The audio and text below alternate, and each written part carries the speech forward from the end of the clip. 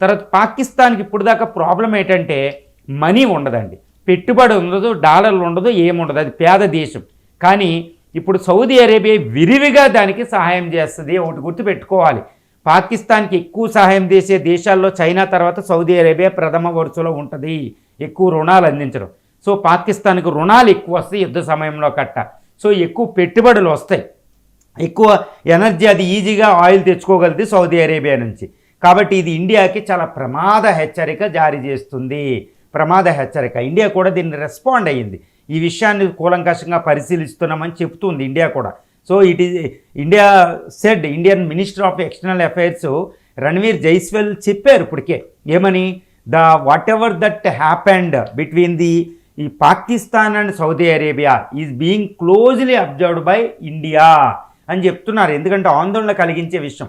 కానీ ఇక్కడ ఒక్క వెలుగు రేఖ ఏంటంటే, సౌదీ అరేబియా అనేది ఇక్కడ ఇజ్రాయెల్ నుంచి రక్షించుకోవడానికి పాకిస్తాన్ న్యూక్లియర్ బాంబు కావాలి, కానీ ఇండియాకి సౌదీ అరేబియా మధ్యన అద్భుతమైన సంబంధాలు ఉన్నాయి. ఇదే సౌదీ అరేబియా అఫీషియల్స్ ఇప్పుడు చెప్తున్నారన్నమాట. ఏంటంటే పాకిస్తాన్కి సౌదీ అరేబియాకి ఎంతటంటే వ్యూహాత్మక రిలేషన్షిప్ ఉందో, ఇండియాకి సౌదీ అరేబియాకి మధ్యలో కూడా అద్భుతమైన స్ట్రాటజిక్ రిలేషన్షిప్ ఉంది. ఇక్కడ స్ట్రాటజిక్ రిలేషన్షిప్ అంటే ఏమిటి కాదండి, వ్యూహాత్మకమైన సంబంధాలంటే చాలా డీప్ రిలేషన్షిప్ అనమాట.